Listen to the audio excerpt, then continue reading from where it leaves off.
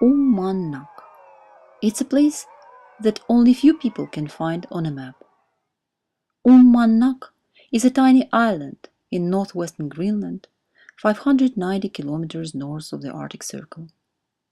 It is a home to approximately 1,300 people, 5,000 dogs, and the majestic heart-shaped Umanak mountain. In Kalaallisut, Umma means just this, heart. So no surprise, Ummannaqers rightly believe that they live in the heart of the Arctic. Uummannaq is accessible only in good weather, according to travel advisor. But the weather in the last few years has not been very good at all. Siku, sea ice, came late and left early. Sometimes it did not come at all. People could not travel and hunt like they used to for millennia.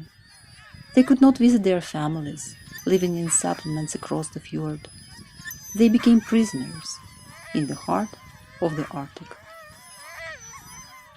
100 years ago, the loss of ice would have meant certain starvation, but now it means something else: loss of sense, loss of belonging, and even loss of hope. Take a look at these dogs that have been tied up for 9 months. They are depressed. And depression is a contagious disease. It spreads fast and affects both animals and humans, since the border between them is permeable. Home to the heart-shaped mountain, the island is also home to Umanak Polar Institute, which works to conserve Greenland's local culture and to promote educational programs for young Inuit people who are affected the most by climate and societal changes. And Andreasen and Ole Jørgen Hammeken, who head UPI, are creative, resourceful, and cool-minded Greenlanders who know that mindset and heart are the most difficult areas to navigate, akin to walking on thin ice. What looks near is far, what looks placid is broken. Successful travel requires expertise, fine instruments, and definitely an ability to think outside of the box. At the foot of the heart-shaped mountain, Anne and Ole Jørgen have created a nest for the northernmost artistic colony in the world. They turned the barren rocks of this desolate island into the fertile soil for giving a boost to all kinds of creativity and imagination. This very soil enticed distinguished international artists and scientists to come to Umanak to work with Inuit children, leaving the lights of big stages and the comforts of everyday life behind. Visionaries and connectors, the leaders of Umanak Polar Institute, quietly collect people from around the globe and bring out their best for the sake of the community. As a result, the concentration of the artists here per 1 square meter may be higher than in New York or in Paris or Milano. Like many others before us, Umanak music too was started due to the efforts of UPI's founders. When we first conceived our program in late fall of 2009, we did not know where our first trial eventually might lead: to an all-year-round music program at Umanak Children's Home, or perhaps to a music festival which one day would become as famous as Tanglewood or Salzburg. At that moment, we just knew that we were going to make it happen, step by step, on thin ice. Ice was an essential concept for us from the very beginning. We knew that everything we do here will happen on the sea ice. In the olden days, everything happened on the sea ice.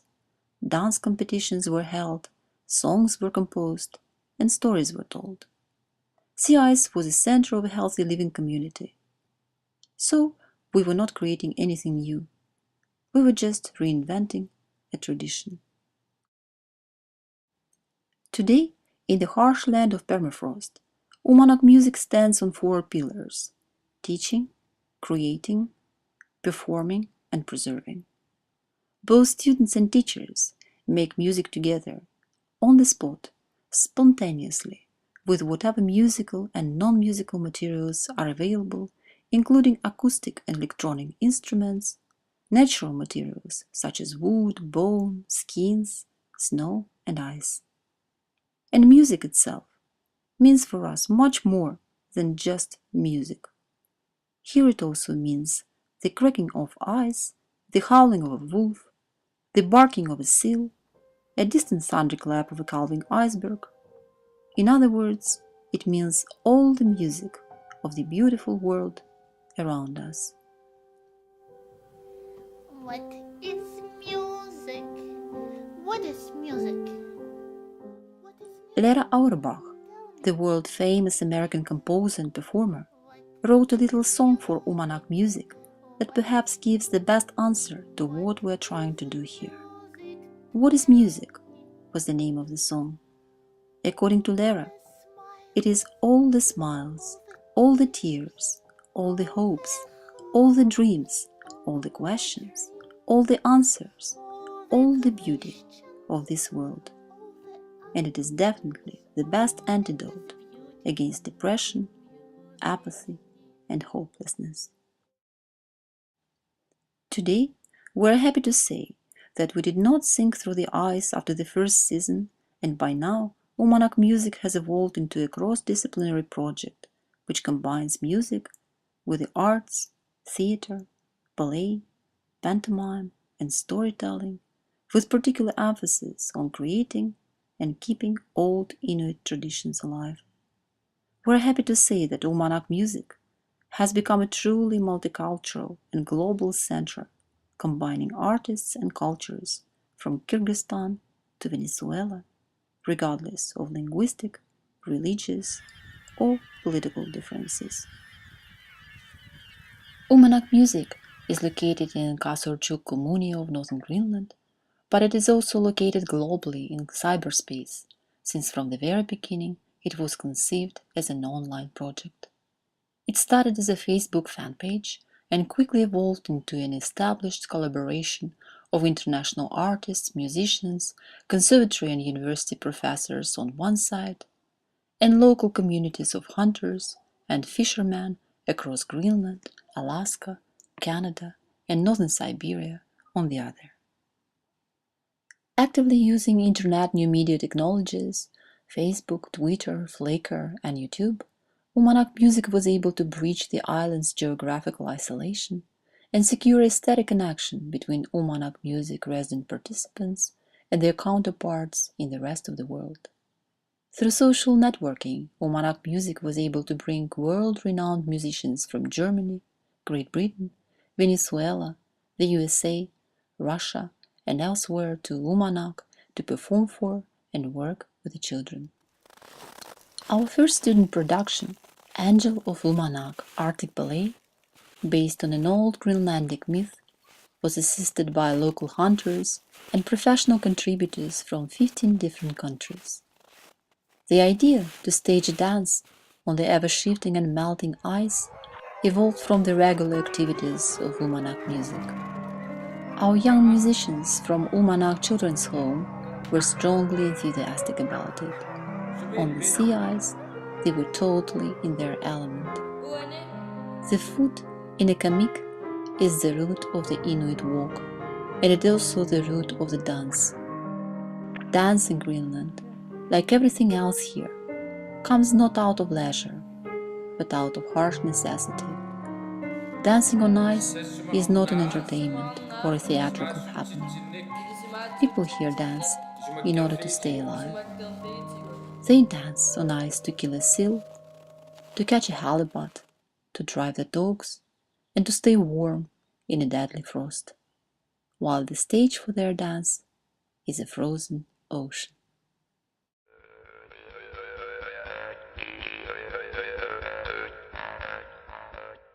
The second project was Kyrgyz Akkalpak Party, a month-long festival of Kyrgyz music, art and culture that made headlines in every single country of Central Asia as it turned into a powerful statement on dog-sledding culture values in the world. You may ask, where is Uummannaq and where is Kyrgyzstan? And we will say to that, quite far and yet very near. It turned out that Uummannaq and Kyrgyzstan are much closer than anyone may have thought. Children from Uummannaq Children's Home were happy to build a bridge between these two beautiful lands.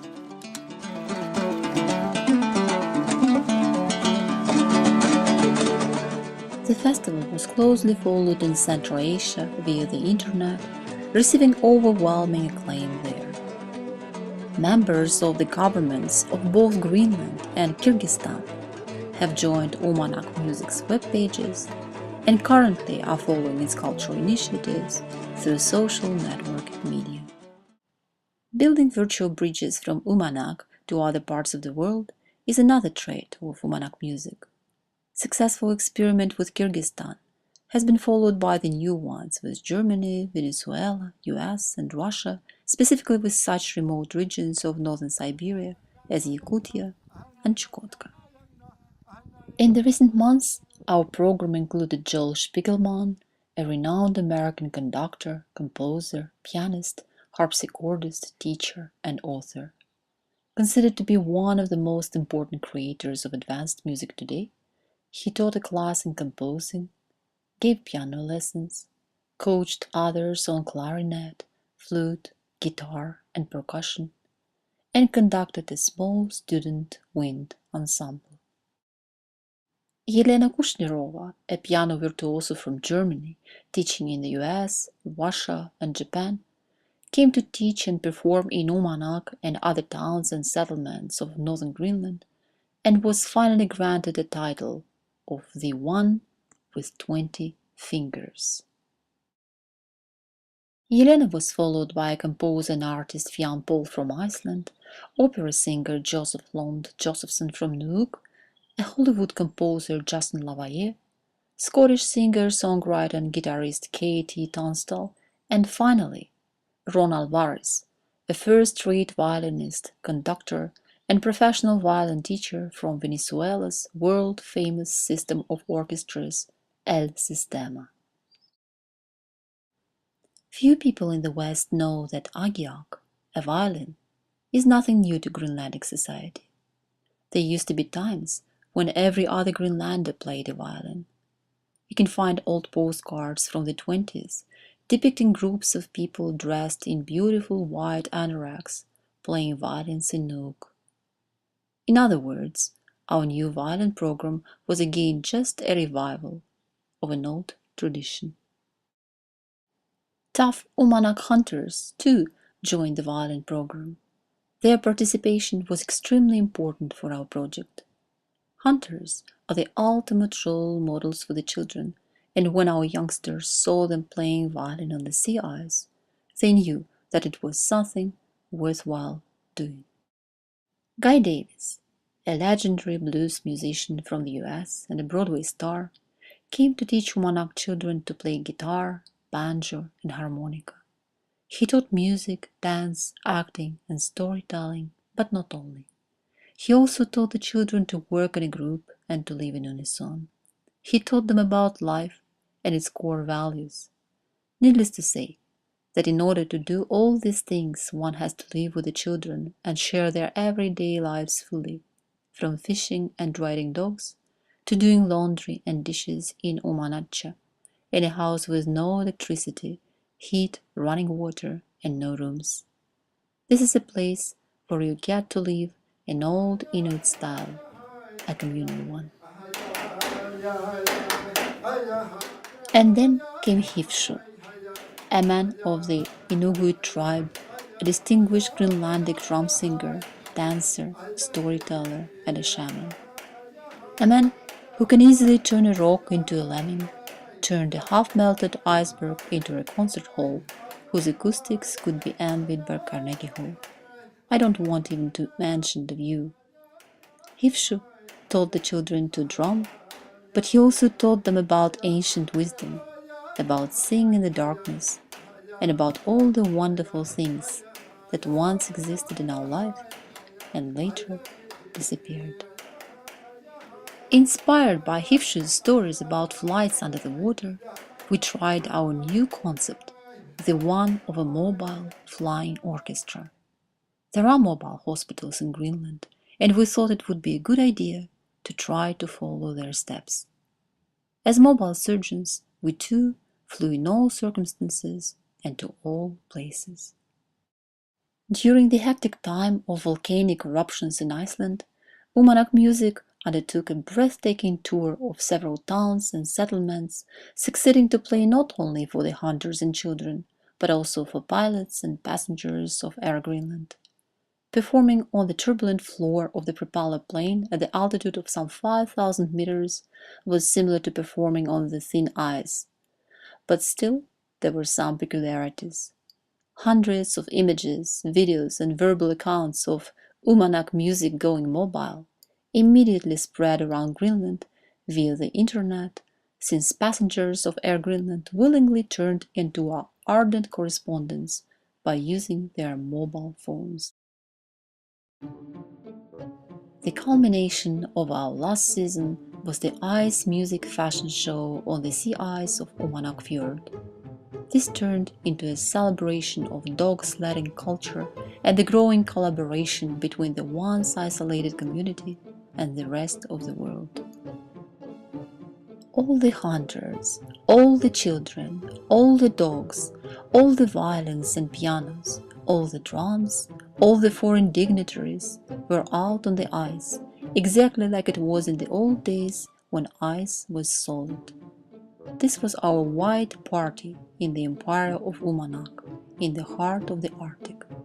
This was our celebration of ice that gives us life and holds us together. The ice music fashion show went on simultaneously on and under the ice. We thought it was fair because 90% of life in the Arctic happens under the ice. While some of us stamped our feet on the ice, others floated under a sapphire iceberg, watching the dancers from underneath to the sounds of violins, piano, drums, and ice piling on the pressure ridges. This was the moment when the old tales told by the seal oil lamp suddenly came back to life. Would you like to know how many languages were being spoken during this show?